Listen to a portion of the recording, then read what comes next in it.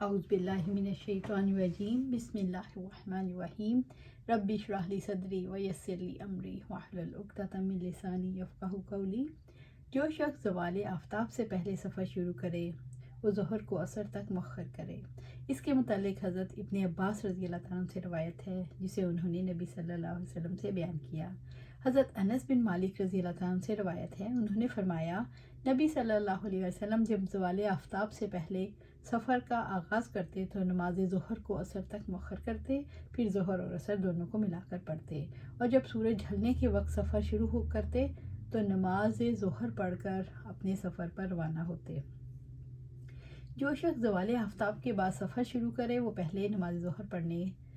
پھر سفر کا آغاز کرے۔ انس بن مالک رضی اللہ تعالیٰ عنہ سے روایت ہے، انہوں نے فرمایا نبی صلی اللہ علیہ وسلم جب زوال آفتاب سے پہلے سفر شروع کرتے تو نماز ظہر کو وقت عصر تک مؤخر کرتے، پھر پڑاؤ کر کے دونوں کو جمع کر لیتے۔ اگر سفر کے آغاز سے پہلے سورج ڈھل جاتا تو نماز ظہر پڑھ کر سوار ہوتے۔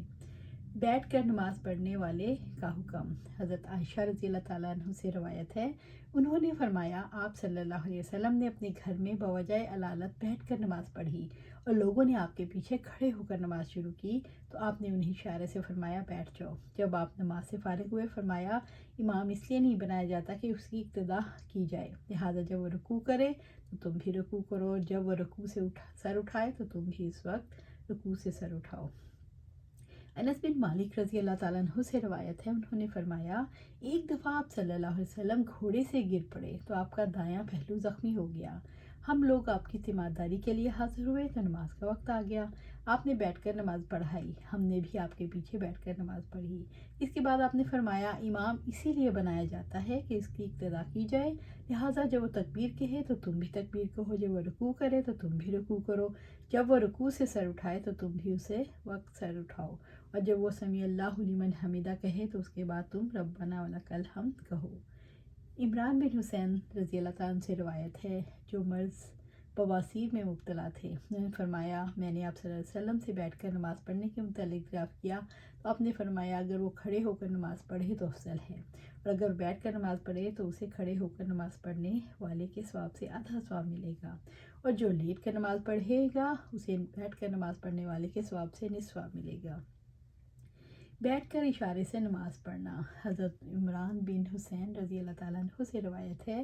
جنہیں مرض بواسیر کی شکایت تھی، انہوں نے فرمایا میں نے نبی صلی اللہ علیہ وسلم سے بیٹھ کر نماز پڑھنے والے کے متعلق سوال کیا تو آپ نے فرمایا اگر وہ کھڑا ہو کر نماز پڑھے تو افضل ہے، اگر بیٹھ کر نماز پڑھے تو اسے کھڑا ہو کر نماز پڑھنے والے کے ثواب سے نصف اجر ملے گا، اور جو لیٹ کر نماز پڑھے گا اسے بیٹھ کر نماز پڑھنے والے کے ثواب سے نصف ثواب ملے گا۔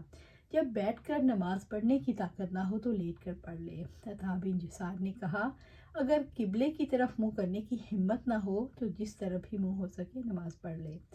حضرت عمران بن حسین رضی اللہ تعالیٰ عنہ سے روایت ہے، انہوں نے بتایا مجھے بواسیر تھی تو میں نے نبی صلی اللہ علیہ وسلم سے نماز پڑھنے کے متعلق دریافت کیا، آپ نے فرمایا کھڑے ہو کر نماز پڑھو، اگر اس کی طاقت نہ ہو تو بیٹھ کر ادا کرو، اگر اس کی بھی ہمت نہ ہو تو پہلو کے بل لیٹ کر نماز پڑھو۔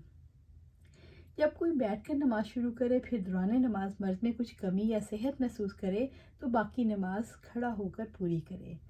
حسن بصری رحمۃ اللہ علیہ کہتے ہیں مریض کو اختیار ہے چاہے تو 2 رکعت بیٹھ کر پڑھے اور 2 کھڑے ہو کر ادا کرے۔ بعض حضرات کا موقف ہے اگر مریض نے بیٹھ کر نماز پڑھنی شروع کی پھر دوران نماز میں تندرست ہو گیا تو اسے نماز اثر نو پڑھنا ہوگی۔ امام بخاری رحمۃ اللہ علیہ فرماتے ہیں اسے اثر نو پڑھنے کی ضرورت نہیں بلکہ ادا کردہ نماز پر بنا کرتے ہوئے باقی نماز ادا کر لے۔ ام المومنین حضرت عائشہ رضی اللہ تعالیٰ عنہ سے روایت ہے، انہوں نے رسول اللہ صلی اللہ علیہ وسلم کو نماز تہجد کبھی بیٹھ کر پڑھتے نہیں دیکھا، لیکن جب عمر رسیدہ ہو گئے تو آپ بیٹھ کر قرات کرتے، پھر جب رکوع کرنا چاہتے تو کھڑے ہو کر تقریباً 30-40 آیات پڑھ کر رکوع فرماتے۔ ام المومنین حضرت عائشہ رضی اللہ تعالیٰ عنہ سے روایت ہے کہ آپ صلی اللہ علیہ وسلم بیٹھ کر نماز پڑھتے اور بیٹھنے کی حالت میں قرات کرتے، اور جب تقریباً 30 یا 40 آیات باقی رہ جاتی تو کھڑے ہو جاتے اور بحالت قیام انہیں تلاوت فرماتے، پھر رکوع کرتے اور سجدے میں چلے جاتے۔ اس کے بعد دوسری رکعت میں بھی ایسا ہی کرتے، اور جب نماز سے فارغ ہو جاتے تو دیکھتے اگر میں بیدار ہوتی تو میرے ساتھ محو گفتگو ہوتے، اور اگر میں نیند میں ہوتی تو آپ بھی لیٹ جاتے۔ اللہ سبحانہ تعالیٰ سے دعا ہے کہ ہمیں قرآن و سنت پر عمل کرنے کی توفیق دے